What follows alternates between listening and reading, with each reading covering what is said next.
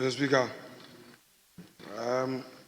just to continue from where my respected colleague, the Chief Whip, ended. Mr. Speaker, I have gone through the reports of the Joint Committee that received the referral.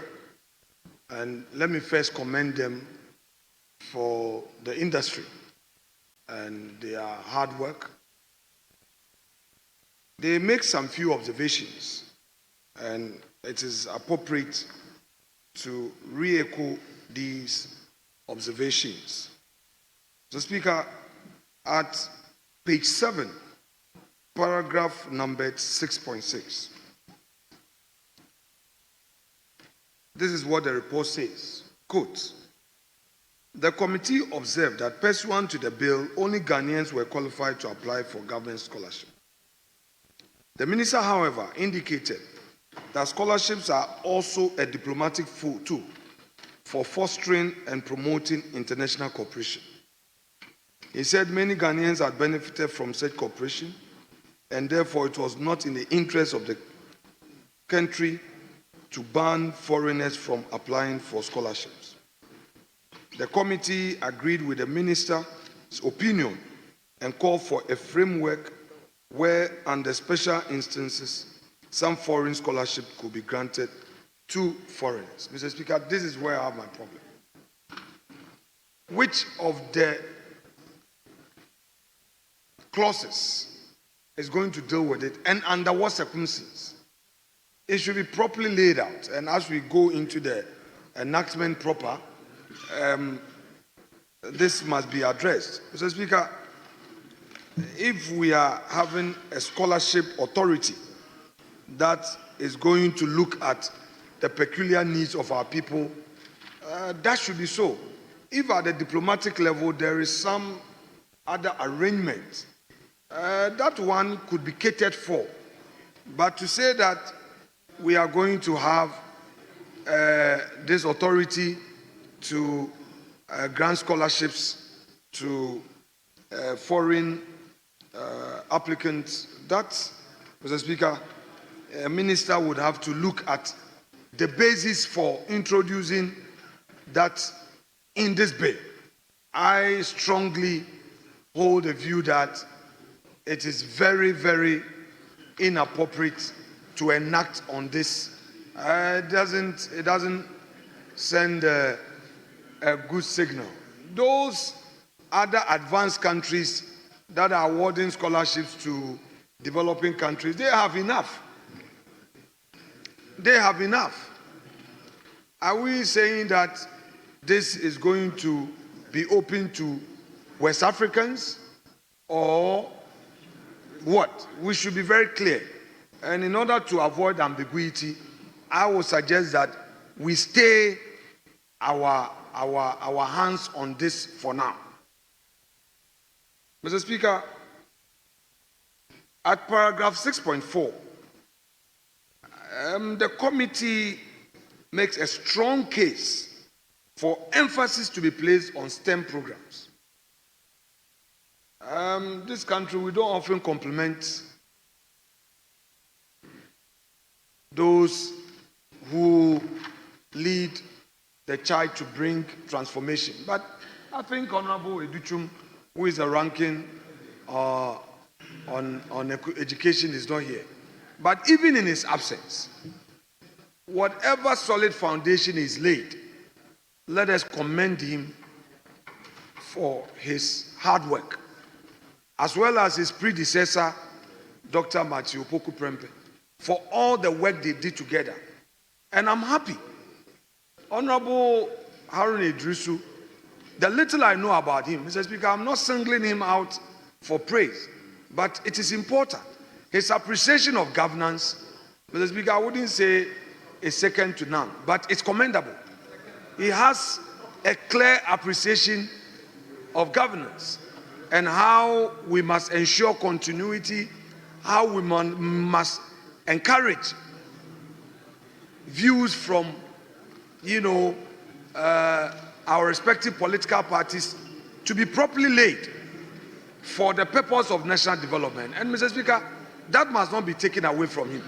I'm therefore happy that his emphasis is on STEM programs, because, Mr. Speaker, countries like Germany is doing well because of the emphasis on STEM. Most of our children are very skilled, but it appears we are not giving them attention. The last 8 years has seen a lot of infrastructure development in our various TVET institutions. We've seen tools being provided. We've even seen that government introduced the free tuition for TVET.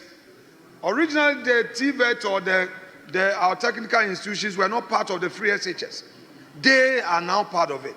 And now we are saying that for this scholarship authority, we are going to encourage more and more of our young ones to go into that area of skill training. Mr. Speaker, after all the issues about vigilantism and all our people being unemployed, our people getting involved in galamsey, destroying our environment, it's as a result of lack of skills.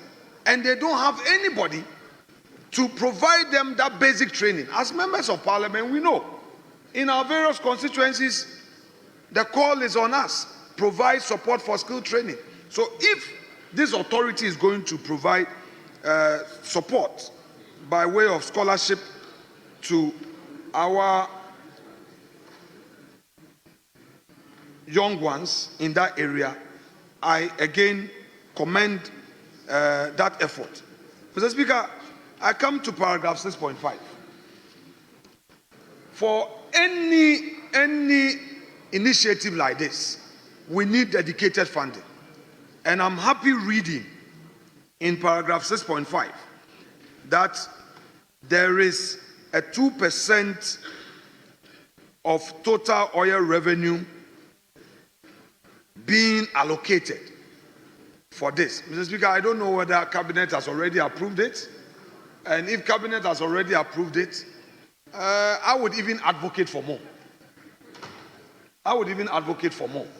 And this Parliament, at consideration stage where we get there, we can propose an amendment to increase this to 4% or more. Mr. Speaker, so it is a good call that, Mr. Speaker, if government is investing in social interventions, this is one key area that we can invest more. And we'll be rest assured that if our young ones are training and to acquire skills, it benefits the country. Mr. Speaker, that said, let me come to the issue of the choice of programs to benefit from this. Mr. Speaker, if only this authority is going to be very strict, it will save us a lot. Sometimes we don't want to say it, but it is true. Those who assist us into coming into this chamber, those who assist us, TAIN, now that NDC is in power, you will see more of the TAIN members walking to the offices of the minister. We want scholarship, we mobilize on campus. It's the same thing that happened to our TESCON. Mr. Speaker, I have a lot of applications. TESCON executives. Leader was a TESCON vice president. I was a TESCON financial secretary. And sometimes they come to you with a program, and these programs can be offered right here. And they say they want to go abroad. And you have to look for money. Or take them to get fund. Take them here. Take them there. So it's good we are sanitizing. This is one of the things I called for some few days ago. That as a parliament, let's have a national conversation on some critical areas. Because in the long term, it's going to benefit governance and democracy. And I'm happy the leader of government business will have his bite after me. He is leading us. He can identify some key areas of governance for us to begin deliberating on them and have consensus on it and invite the executive to take this on board. Mr. Speaker, if we are able to build consensus on key national issues as politicians, we would be able to manage our governance structure in such a way that all of us would understand that one day you come to power and you will need this. But if we go partisan on everything, like the way, just 6 months, I'm not being partisan here, but I'm telling you the truth. TUC, through its research, is telling Ghanaians that, look, within 6 months, Galamsey is getting out of hand. Maybe because you are in government, you may not admit, but it's a serious matter. We go to the energy sector. We have a lot of leakages.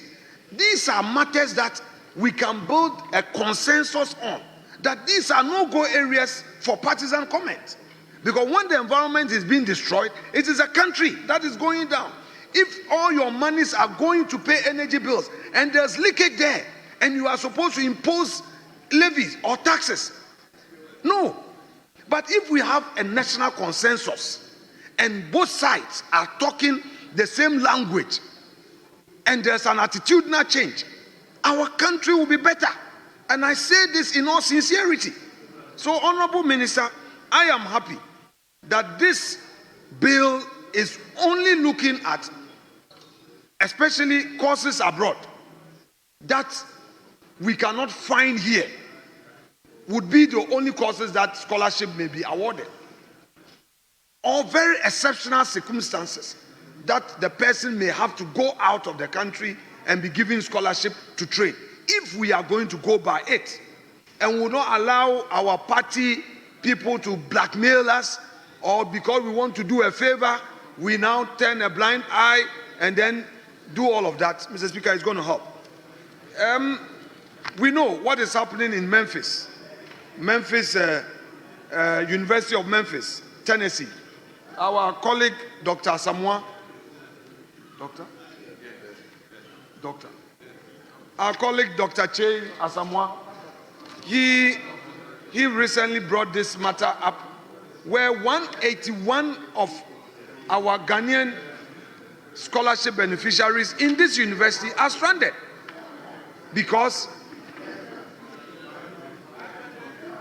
there are even more. Mr. Speaker, the Deputy Education Minister is even saying that the numbers here are being understated. Over 500 stranded in UK. Mr. Speaker, more of them are stranded. And we have to look for the money. But these courses can be offered here. So, Honorable Minority Leader, can you wonder? Oh, very. Mr. Speaker, so with what is happening, we should now take the bull by the horn, use this enactment to cure the problems that we ourselves have created as political leaders. We should take this opportunity to cure. So, Mr. Speaker, having taken a cue from you most respectfully, I will end my submission by assuring the Honorable Minister and the government that we on this side of the House will participate fully in this enactment. Our prayer is that amendment that will come from us be accommodated.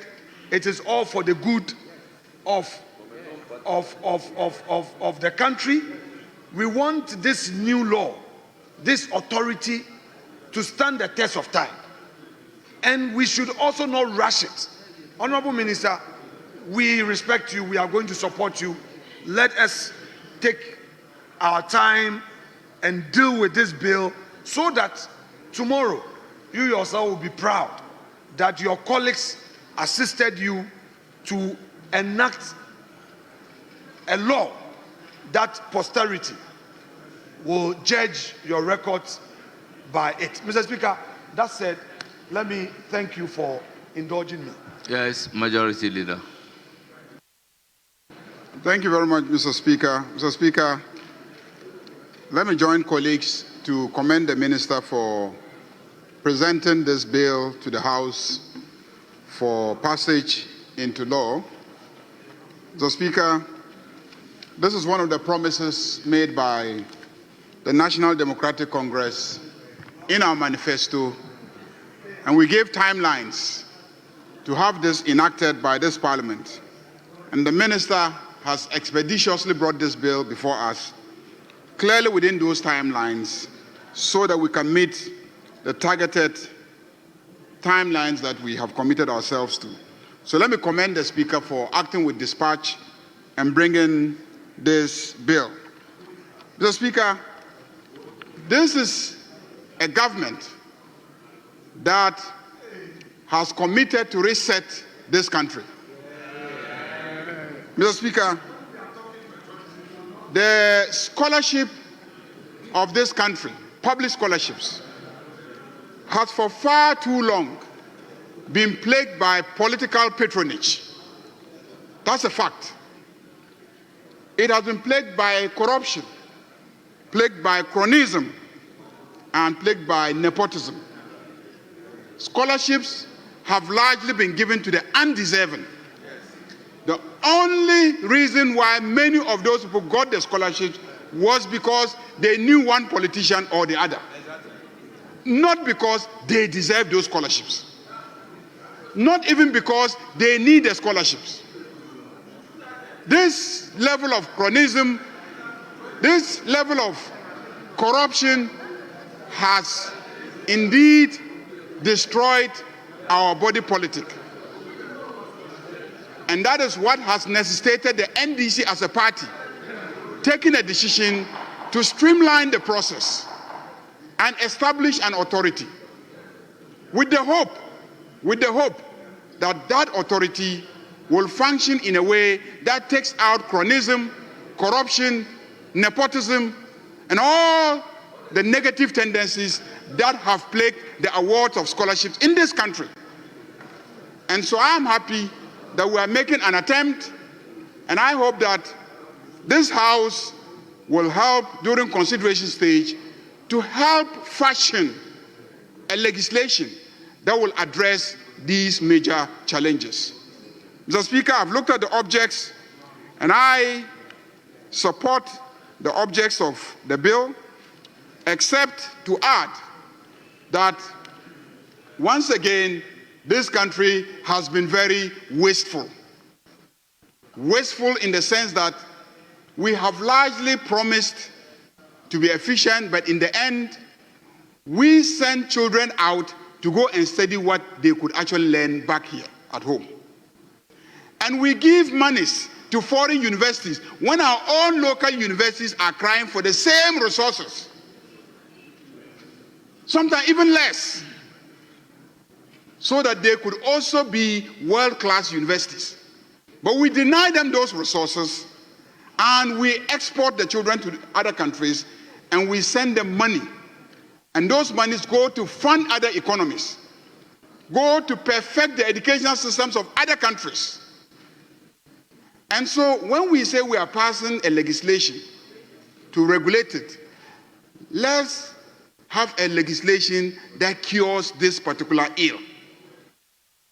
So I see in the objects of the bill a provision that scholarship will not be awarded to any person to study outside unless that course is not offered by any university in Ghana.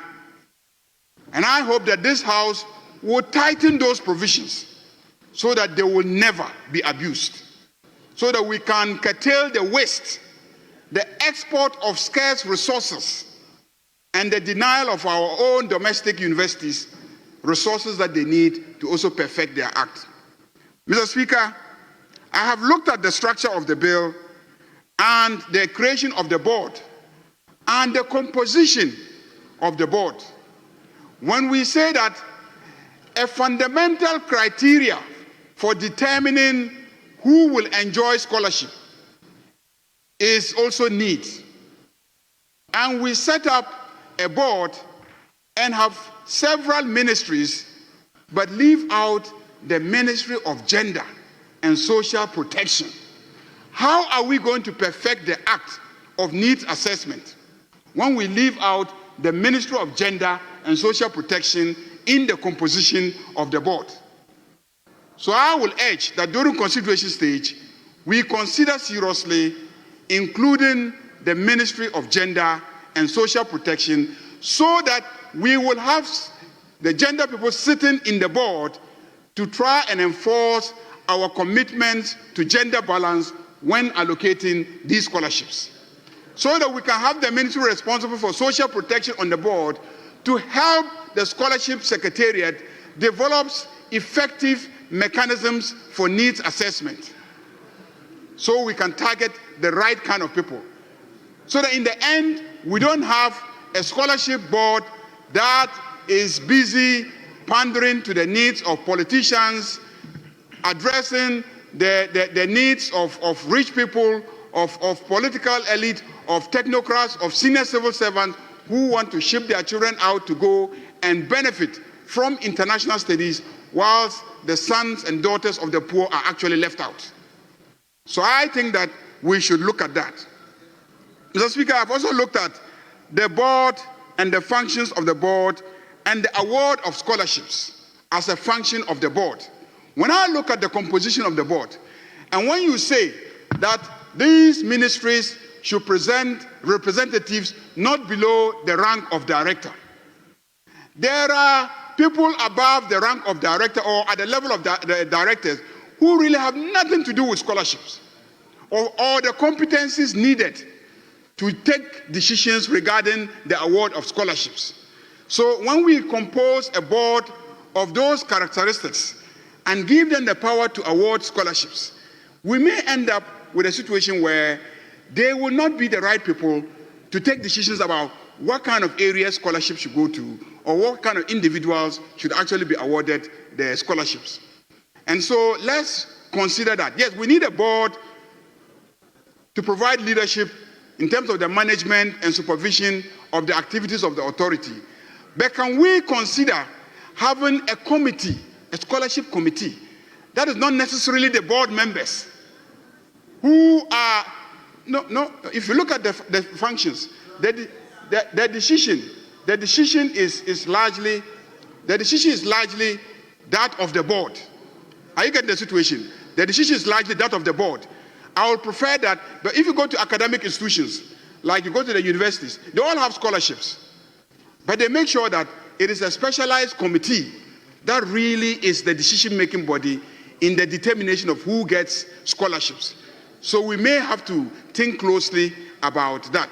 Mr. Speaker, with these few observations, I join colleagues to commend the Minister highly for expeditiously bringing this bill, for within the constraints of the few months in office, putting together this bill so that this House can help fashion out a very good legislation on scholarships so that we can deal with the ills that have plagued the award of scholarships in this country for the past 6-7 decades. Mr. Speaker, I thank you very much. Honourable members, at the conclusion of the debate, the question is, as many as are in favor of the motion say aye. Those against say no. The ayes have it. The motion is adopted. An act to establish the Ghana